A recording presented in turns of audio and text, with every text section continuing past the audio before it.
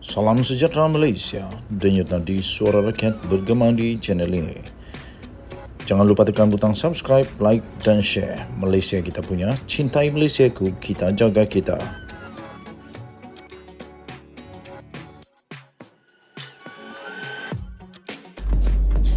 Salam sejahtera Malaysia. Selamat pagi tuan-tuan dan puan yang dihormati sekalian. Ada kejutan besar dalam rombakan kabinet.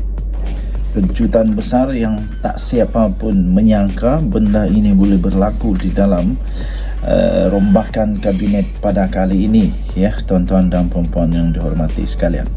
Antara kejutan-kejutan besar yang bakal saya dengar-dengar disebut-sebut adalah Khairi Jamaluddin, adalah Hishamuddin Hussein, adalah Ismail Sabri Yaakob. Tapi itu hanya semua spekulasi sahaja. Antara kejutan yang selalu disebut-sebut yang kononnya bakal akan menjelma pada senarai yang akan keluar ini, kononnya Hamzah Zainuddin pula, bingung. Mana ada Hamzah Zainuddin? Khairi Jamaluddin. Khairi Jamaluddin dikatakan sebenarnya sangat sesuai untuk dimasukkan semula dalam Menteri Kabinet. Antara yang lain, mereka kata, apa kata kalau Khairi Jamaluddin dilantik semula sebagai Timbalan Menteri Kewangan? Timbalan Menteri Kewangan atau Menteri Kewangan. Tapi itu semua spekulasi lah. Kemudian diberitahu ataupun dispekulasikan Hamzah Zainuddin lagi, Hishamuddin Hussein boleh dilantik untuk menjadi menteri atau timbalan menteri di mana, di bahagian pertahanan semula.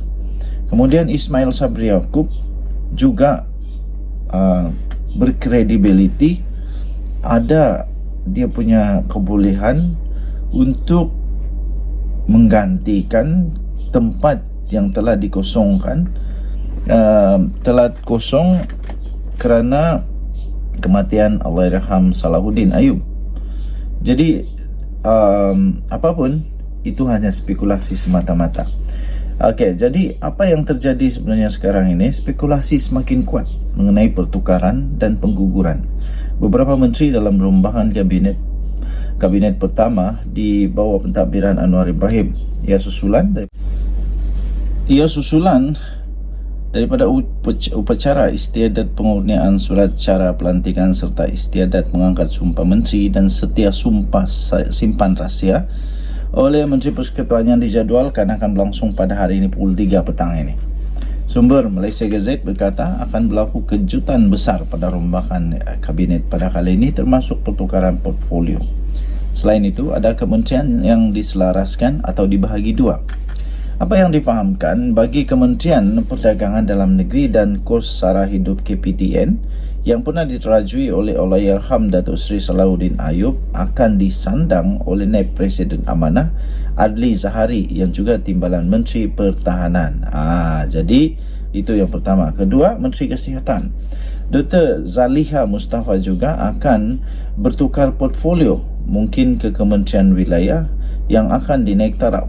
Tetapi macam-macam boleh berlaku kerana ramai berpendapat Dr. Zaliha sesuai dengan jawatan sekarang dan beliau perlu diberikan peluang lebih lama menerajui kementerian berkenaan.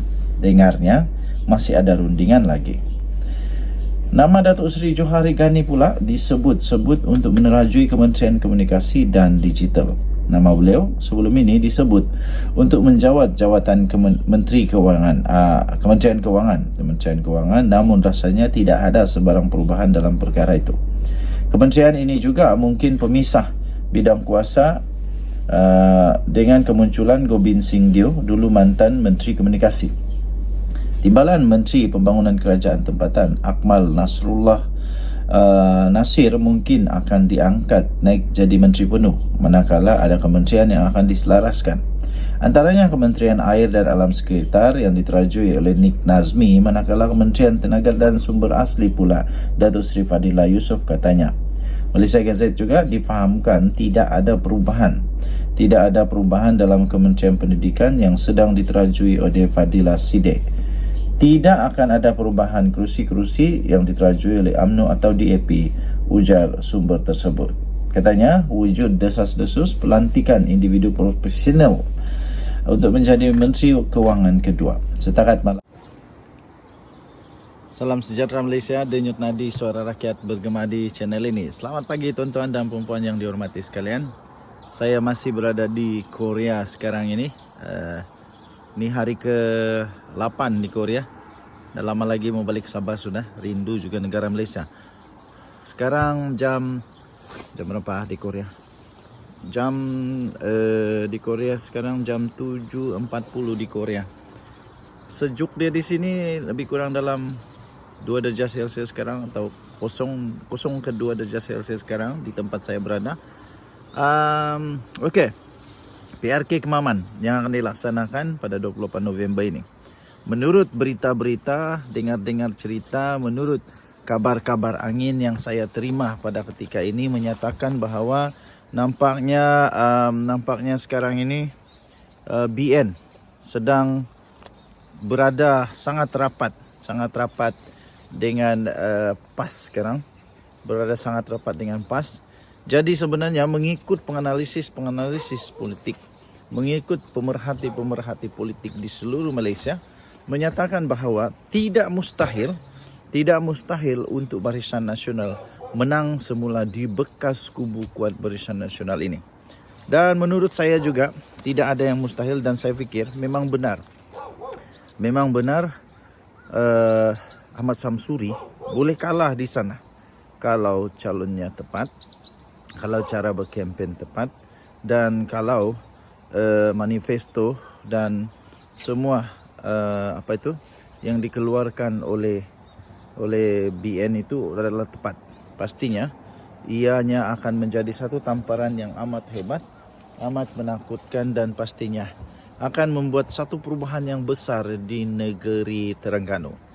Saya fikir benar sekali apa yang disebut oleh Azalina Osman, dan terbaru ini pula ada satu laporan menyatakan bahawa ya, Barisan Nasional dalam perjalanan untuk merebut semula kerusi bekas kubu kuat Barisan Nasional di Terengganu ini.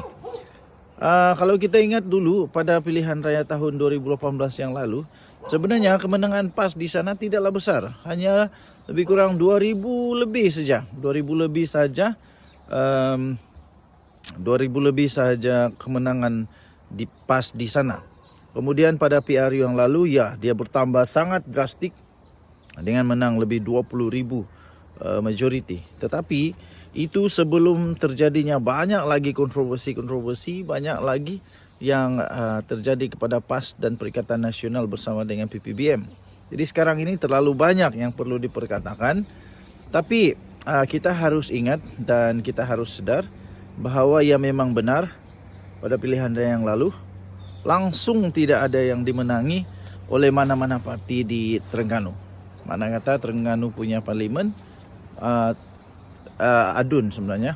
Terengganu punya adun, langsung tidak ada pembangkang. Di Terengganu. Jadi adakah parlimen pada kali ini boleh dimenangi oleh Barisan Nasional? Itu menurut yang saya punya kajian, belum pasti boleh menang sebenarnya, tapi boleh menang. Tiada yang mustahil untuk mereka Barisan Nasional menang di Kemaman ini. Dan statistik yang telah dikeluarkan oleh beberapa kajian secara terbuka, pungutan suara secara terbuka, termasuklah banyaklah kawan-kawan menyatakan bahawa ia memang benar Barisan Nasional dalam perjalanan yang amat tepat, iaitu sedang menghampiri dengan sangat rapat dengan PAS ini. Okey, jadi Ahmad Samsuri dalam masalah yang besar juga kalau dia kalah. Adakah dia pun akan didesak untuk letak jawatan selepas ini kalau dia kalah? Biasalah. Sekarang ini satu trend terbaru, ledakan terbaru apabila kau kalah, kau didesak untuk letak jawatan kerana didakwa tiada lagi kepentingan, tiada lagi kuasa, tiada lagi majoriti, tiada lagi yang dapat memberikan kekuatan lah, tiada lagi mandat yang cukup hebat. Itu memang sudah sekarang jadi sudah jadi tren sekarang lah. Jadi kita tengoklah kalau Ahmad Samsuri kalah nanti, adakah dia akan didesak untuk dipaksa untuk bersara atau berletak jawatan, berundur. Denyut Nadi Suara Rakyat bergema di channel ini. Jangan lupa tekan butang subscribe, like dan share. Malaysia kita punya, cintai Malaysiaku, kita jaga kita. Bye bye.